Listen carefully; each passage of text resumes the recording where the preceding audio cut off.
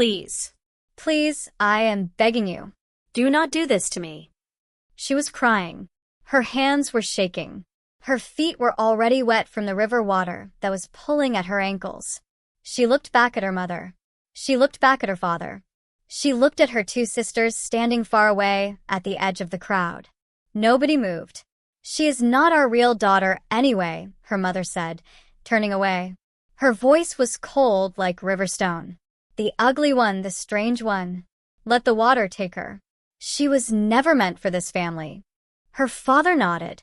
He could not even look at her face. It is done, he said. Give her to the river. Give her to the spirit. At least she will be useful for something. Her sister Adiz laughed from behind the crowd. The river spirit wants her? Good. Maybe the spirit also has no taste. And the people around her laughed too. They actually laughed. The girl's name was Nneka. And as the dark water rose around her and swallowed her whole, every single person who stood on that riverbank was sure of one thing. They would never see her again. They were wrong. What her family did not know, what the whole village did not know, was that this girl they called ugly and worthless and strange was the one the river spirit had been searching for across 7 long, dry, desperate years. They did not give her away. They delivered her. They handed the river exactly what the river wanted most. And now the river was going to give her everything they never did. The family that laughed at her will one day fall to their knees in front of her. The father who turned his back will beg her for water to drink. The mother who called her ugly will not be able to look at her without shame burning through her whole body. And the village that watched and did nothing will watch again, this time in silence, as she walks back out of that same river wearing a crown. Let us go back to the very beginning of this story. But before I start, please subscribe, like, and leave a comment. This keeps me encouraged, and it means the world to me. Also, do let me know where you are watching from. I would love to know which part of the world my amazing friends are watching from. Now sit back and enjoy the story. In the deep green country where the red hills meet the wide river, there was a village called Ogurub. It was a beautiful village. The cassava grew tall, and the river fish were fat.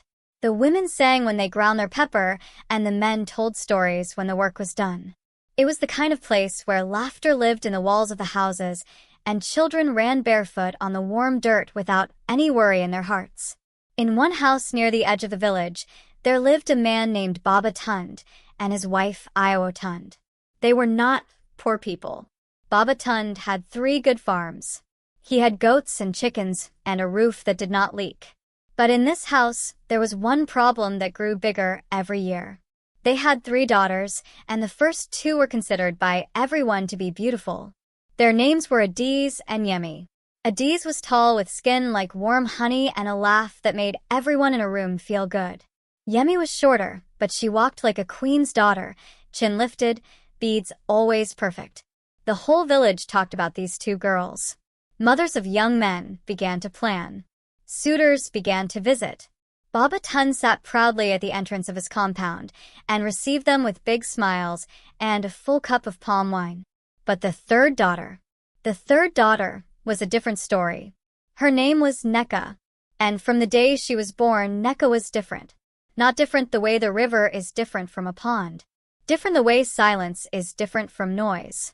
She was small and dark, darker than anyone else in the family, darker than was considered beautiful in the village. Her eyes were too large for her face. Her hair was thick and untamed, growing in all directions no matter how much her mother pulled and tied it down. When she walked slowly, like she was listening to something under the ground that no one else could hear. She did not laugh loudly like Adiz. She did not carry herself like Yemi. She spoke very little, but when she did, her voice was so low and clear that people would sometimes stop their conversations just to hear it. Her mother did not know what to do with her. That child, Io Tund would say, shaking her head. She is too strange. There is something wrong with her. Baba Tund would say nothing, but his eyes said the same thing. He looked at Adiz and saw pride. He looked at Yemi and saw wealth coming in the form of a good bride price. He looked at Nneka and looked away. As the girls grew older, the gap between them became like a river with no bridge. Adiz and Yemi shared a sleeping mat, shared good food, and shared the best cloth at market time. When there was meat in the soup, the big pieces went to the two older girls. When there were beads and bangles, Nneka received the old broken ones. When mothers in the village came to visit and praised Adi's thick hair or Yemi's smooth skin, Iwo Tund would glow. When they asked about the quiet dark girl sitting in the corner, Iwo Tund would wave her hand as if the question was a mosquito. Oh, that one. She is just there. Nneka heard all of it, every word, but she did not cry. She would go to the river at the back of the village, sit very still at the water's edge, and put her fingers in the current. And something strange always happened when Nneka sat by the river. The fish would come close, not to be caught, but just to be near her. The water, no matter how it had been moving before, would become smooth in the small place where her fingers touched it. Like the river recognized her. Like the river was glad she had come. But Nneka told no one about this. She did not think it was special. She thought the river was just the only place that did not make her feel like she was too much or not enough. She thought the river was just kind, the way sometimes the wind is kind. When Nneka was 14, something happened in the village that changed everything. The rain stopped. It was not the normal dry season. This was different. The dry season came and went, but the rains did not return. The river dropped so low, you could see the stones at the bottom. The cassava turned black in the ground. The fish disappeared. The goats grew thin. The children stopped running because there was no energy. And the old people sat together with long faces and said that a punishment had come. The Dibia, the great medicine man of Ogurub, sat with his shells and his white chalk for 3 days. He threw the shells. He read the signs. He pressed his forehead to the ground and listened. On the 4th morning, he came out of his small hut with red eyes and a steady voice. "The river spirit is hungry," he said. "Omi Ememe, the spirit of the great river, has not received her tribute in 7 years. She is angry, and she has closed her hand over the rains." The village gathered in the square. The elders sat in a line. The Dibia stood before them. "What must we do?" the oldest elder asked. The Dibia was quiet for a very long time. Then he said, "Omi Ememe does not want goats. She does not want yams. She does not want cloth or cowrie shells. She wants a daughter. A young woman from this village must be taken to the deep water and given to the river. Only then will the rains come back." The village went very quiet, the kind of quiet that has fear inside it. "Which family?" the elders asked. The Dibia threw his shells one more time. He looked at the pattern. He lifted his head slowly. "The family of Babatund," he said. You could hear hearts breaking in the silence that followed. And then, from the back of the crowd, a murmur started. And then a whisper. And then the whisper became a thought that moved from ear to ear, like fire moving through dry grass. Everyone in the village knew that Babatund had 2 daughters who were beautiful and nearly ready for marriage. And one daughter, who was the other one. That night, Babatund's compound was full of voices. Relatives came. Neighbors came. Even people who never visited came and sat and drank Babatund's palm wine and offered him their opinions like gifts. "You cannot give Adiz," one uncle said. "She has 3 suitors already. Her bride price will buy 2 new farms." "And Yemi," another relative added, clucking her tongue. "Yemi is almost promised to the Baal's son. That match will bring honor to this whole family for generations." Iwo Tund sat in the corner and said nothing. But her eyes kept moving to the back of the room where Nneka sat on the floor, legs folded, listening to everything. "There is a 3rd daughter," someone said carefully. The room went very still. Babatund stared at his cup. He turned it in his hands. He did not look up for a long time. Then he said, in a voice that was too steady for a father's voice, "Nneka she is not easy to marry. She has no prospects.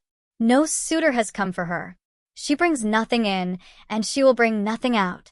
He cleared his throat. "And the river spirit will receive her well. She is young and unmarked. The river will be satisfied." Nneka heard this from the corner. She did not run. She did not scream.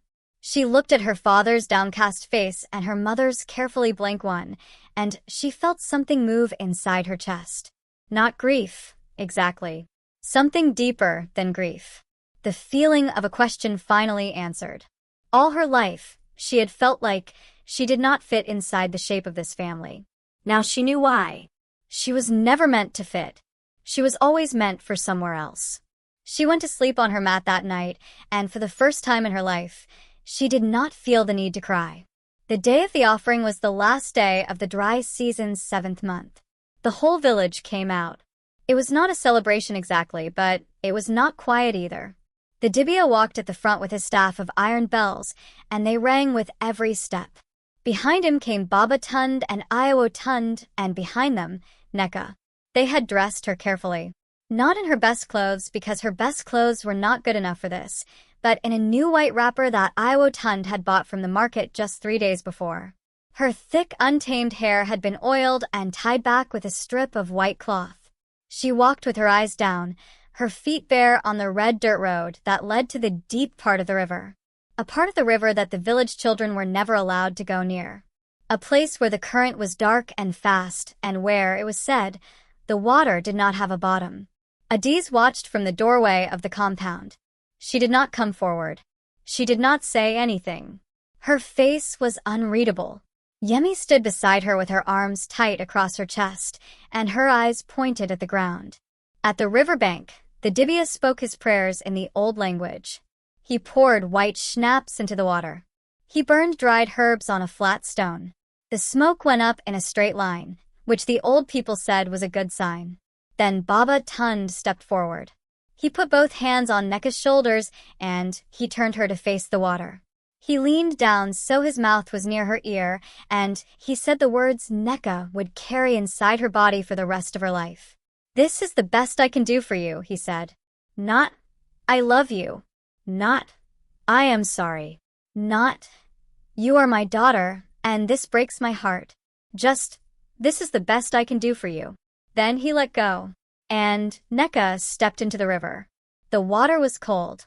Cold the way very deep things are cold, from the inside out. It rose around her ankles, then her knees, then her waist. The current pulled at her wrapper. Her hair came loose from the white cloth and spread around her head in the water, like a dark crown. She walked until she could not feel the ground under her feet, and then she stopped walking and let the river carry her. She did not fight it. She expected to be afraid. But she was not afraid. The water was cold, yes, but it was also familiar. Like stepping into a room you've been in before in a dream. Like the feeling of a hand you know catching yours in the dark. She went under. The world became green and quiet. She could hear her own heartbeat. She could see light filtering down from far above, breaking into long golden lines.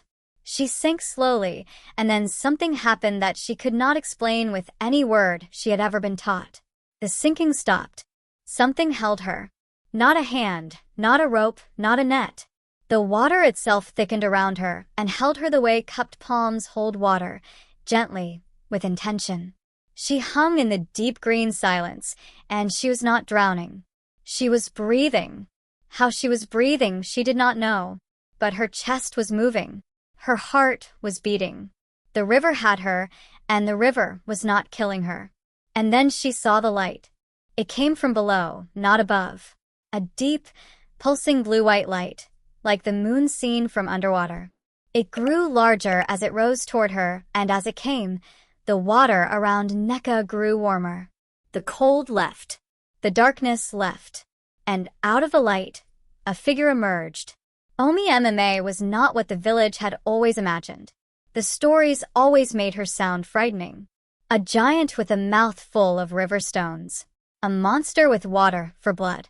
But the being that rose through the blue light toward Nneka was a woman. Tall, yes, impossibly tall, with skin the deep color of a river at night and hair that moved around her like smoke made of water. Her eyes were white, completely white, like the foam at the base of a waterfall. She wore no cloth, but she was covered in the river itself, in its movement, in its stillness. She stopped when she reached Nneka. She looked at her for a long time. The way you look at something you have been searching for. The way a mother looks at a child she thought was lost. Then Omi MMA smiled. "Finally," she said, and her voice was the sound of a river in the rainy season, full and deep and going everywhere at once. I've been waiting for the village to be foolish enough to send you to me. Nneka opened her mouth, but no words came. Do not be afraid, daughter of the water, Omi MMA said. She reached out and touched Nneka's face, and where her fingers pressed, the skin did not feel like a touch. It felt like being recognized. You have always been mine. Since before your mother held you. Since before your father named you. The river knows its own blood. She paused. They sent you here as a sacrifice. But I do not need sacrifices. I need an heir. Nneka found her voice. It was barely a whisper. An heir? A queen, Omi MMA said simply. The river needs a queen who can walk in both worlds. Who knows what it is to be cast aside. Who knows what it is to be chosen by nothing and no one except the water itself. She tilted her great head. You have sat at my edge your whole life. You have put your fingers in my current. You have heard my voice beneath the noise of that village. You heard me and you came every time, without being called. Because you knew. Nneka said nothing for a long time. Then she said, I am not beautiful. Omi MMA's white eyes flashed with something that was almost laughter. Child, she said, I made the river. I know what beautiful is. Come. And she held out her hand. What Nneka saw in the deep place beneath the river cannot be described fully in human words. But let us try. It was a kingdom. Not made of gold or silver or any of the things that men use to build kingdoms. It was made of water in all its forms. The walls were the deep, still water of the early morning. The floors were the smooth, flat stones that rivers spend 1,000 years polishing. The ceiling was the surface seen from below, full of broken light. There were gardens of river reeds that grew in shapes no human hand had ever made. There were fish of every color moving like living jewels through rooms that had no doors. There were other beings there too, not human exactly, but shaped like humans, women with still calm faces who moved like current and sang in voices that had no melody a human ear could name, but that the whole body understood. And in the center of all of it, a throne. It was a simple thing. Just a chair made of a single massive piece of dark wood, so old it had turned almost to stone, wrapped in river vines and smooth wet moss. But it sat on a raised platform of white sand, and the light that came from it was the same blue-white light that Omi MMA carried in her body. Sit, Omi MMA said. Nneka hesitated. She looked at the throne and then at herself. A small girl in a soaked white wrapper. Hair everywhere. Feet bare. I am nobody, she said. Sit, Omi MMA said again. And her voice was very gentle this time. The gentleness was almost unbearable because Nneka had received so little of it in her life. Gentleness aimed directly at her, for her, was so unfamiliar that it made her throat close. She sat. The moment she touched the throne, the whole kingdom changed. The light pulsed outward from the seat like a heartbeat. The beings in the water rooms turned their still faces toward her and inclined their heads. The fish turned in one synchronized arc, all of them, together, a living bow. Omi MMA stood before her and said, For 7 years I have been asking the village to send you. They sent goats. They sent cloth. They sent a cow that drowned in the shallows and insulted me greatly. She paused. But you cannot force what must be given freely. So I waited. And finally, because they are cruel and foolish in the particular way that people who do not love their children are cruel and foolish, they sent you. Nneka looked at the ancient river goddess. Why me? She asked. There must have been other girls. Other families. Other girls, Omi MMA said, are afraid of the water. They splash and they fight and they scream. You have never once been afraid of me. Not as a child. Not today. She paused. And you have your mother's blood. Your grandmother's mother came from the river people, long before that village swallowed her story. The water in your veins is mine. You belong here. You have always belonged here. Something broke inside Nneka then. Not broke the way a pot breaks, in sharp, dangerous pieces. Broke the way a dry place breaks open when rain finally comes. She put her face in her hands, and she cried. Not because she was sad, though she was sad. Not because she was afraid, though she was afraid, but because for the first time in her entire life, something large and powerful and ancient had looked at her directly and said, "I see you. I know you. You are supposed to be here." Omi Mma did not touch her while she cried. She simply stood close, the way a deep river stands close to its bank. Steady, not going anywhere. When the crying stopped, Omi Mma said, "Now, let me show you what you are." And the teaching began. How long Nneka stayed beneath the river is impossible to say. In the deep kingdom, time moved differently. A day could stretch like a full week. A week could pass in a night. But she learned. Omi Mma taught her the language of water. Not just what the river says in its ordinary voice, the rushing and the stillness, the flood talk and the dry season whisper, but the deep language. The language the river uses to speak to the rain. The language the underground streams use to speak to the roots of trees. The language the ocean uses to call the rivers home. It was not words exactly. It was more like knowing. Like standing in a river and feeling which way the current goes, which bend is sharp, which part is safe. Nneka took this language into her body, like food. She learned to call the rain. Not with ceremony or chanting or the burning of herbs, but with asking. With going still and opening her hands and saying, in the water language, "Come." And the clouds heard her. She learned to read the river's moods. A river in flood is not angry. It is full. A river in drought is not dying. It is sleeping. A river that runs red is not bleeding. It is carrying something. Understanding this was understanding a whole different kind of truth, the kind that the village medicine men and the village dibia had only fragments of. And Omi Mma gave her gifts. Not wrapped and decorated, but given the way the river gives gifts, by putting them directly into you. Into Nneka's eyes, Omi Mma pressed the sight that sees underwater. Not just what is physically beneath the surface, but what is beneath the surface of people. Their real faces, their hidden fears, their secret goodnesses, and their buried shames. Into Nneka's hands, she pressed the touch that heals water. Fields that had dried out, wells that had gone bitter, animals that had drunk bad water. Nneka's hands, placed on the source, could turn it clean and sweet and full. Into Nneka's voice, she pressed the river's call.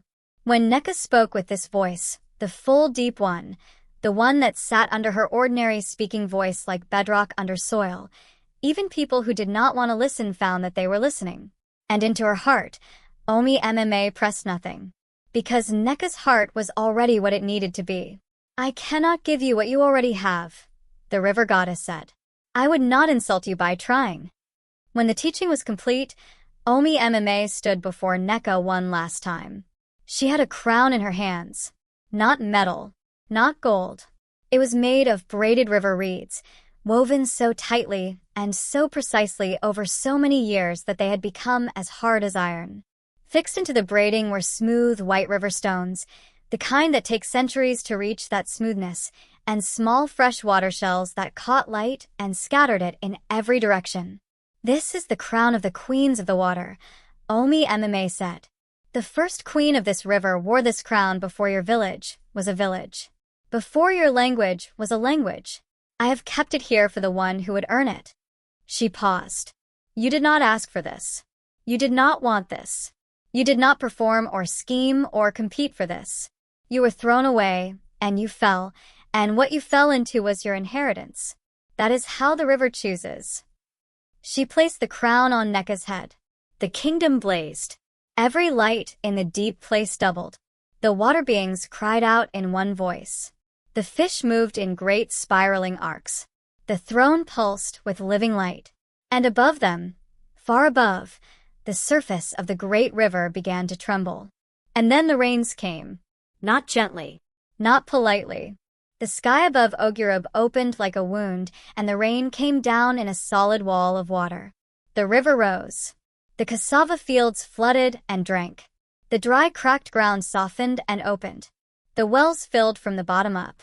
People ran out of their houses shouting and lifted their faces and their arms to the sky, and the children danced in the first mud puddles, and nobody cared about their clean clothes.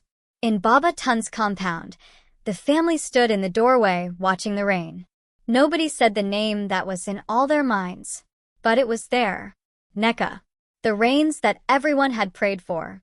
The rains that had come the day after Nneka was taken to the river.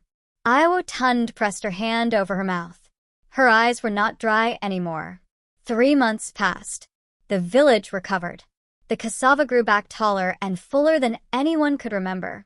The fish returned to the river in great silver schools. The goats grew fat again. And the river, which had been low and slow and sad, ran deep and fast and singing. But something else also happened. Something the village began to notice in the way you notice a slow change in light, gradually, and then all at once. The river was different. Not just fuller. Different. There was a presence in it now that had not been there before. When women went to wash their clothes, they said they felt eyes on them. Not frightening eyes. Watchful eyes. Careful eyes.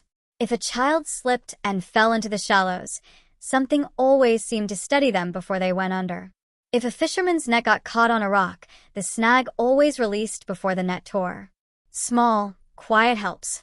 Constant, unexplained protections. The Dibia noticed it first.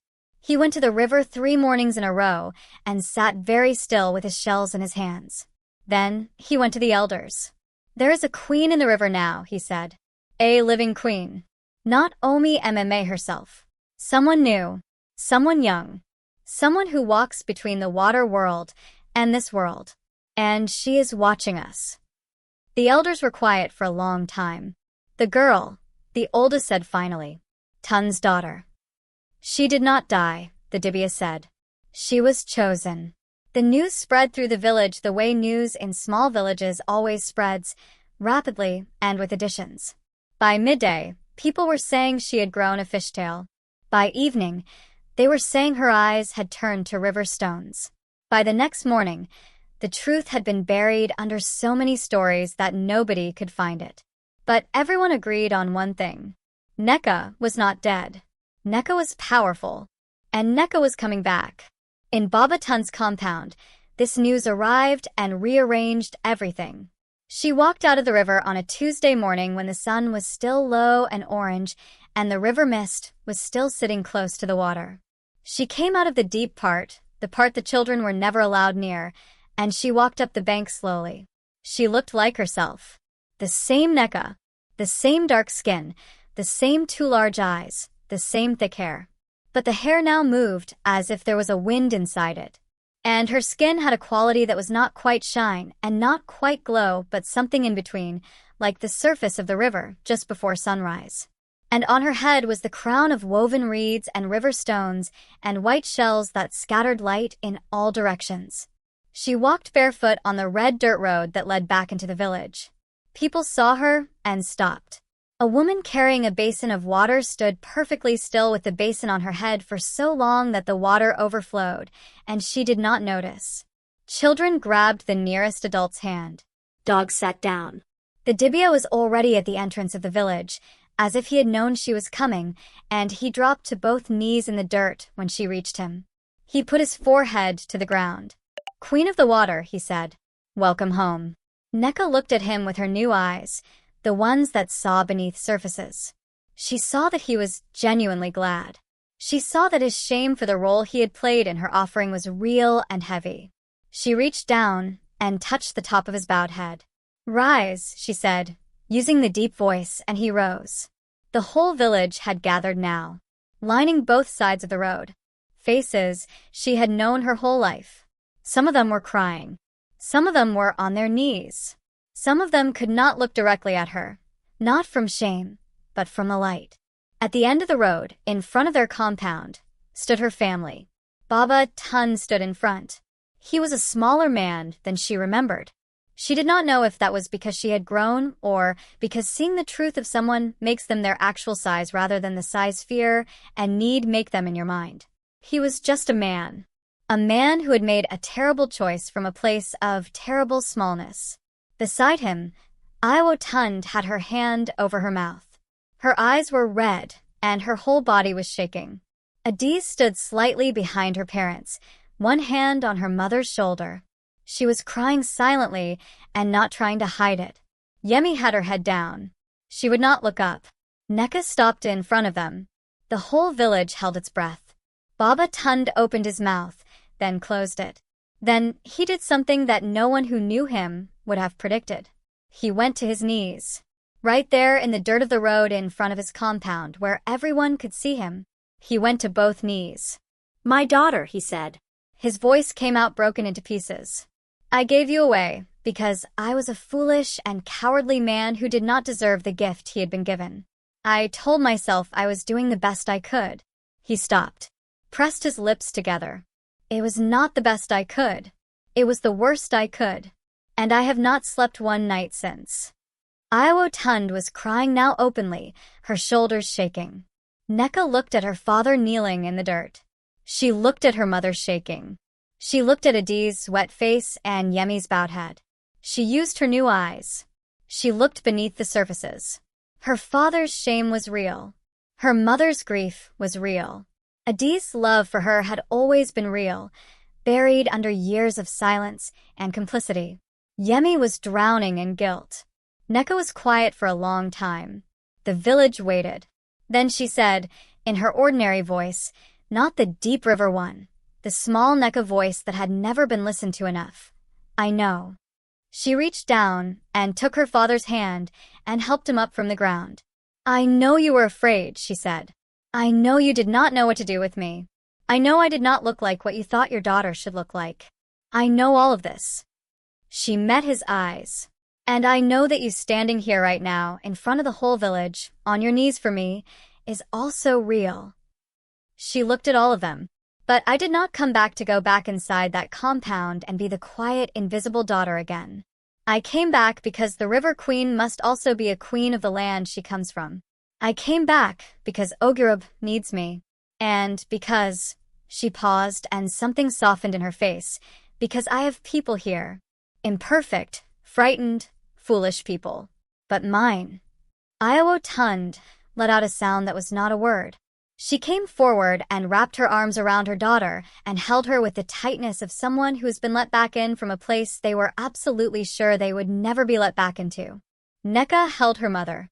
Over her mother's shoulder, she saw the village watching. She saw the Dibia still on his knees in the distance.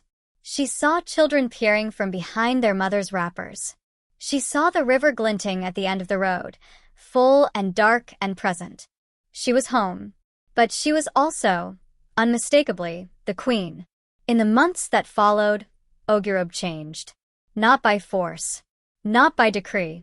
But the way a place changes when the right person is in the right position, slowly, visibly, and in ways that everyone can feel even if they cannot name exactly what has shifted. Nneka did not build a palace. She built a court by the river. An open place of flat white stones and tall shade trees where anyone from the village could come and speak their problems to the River Queen.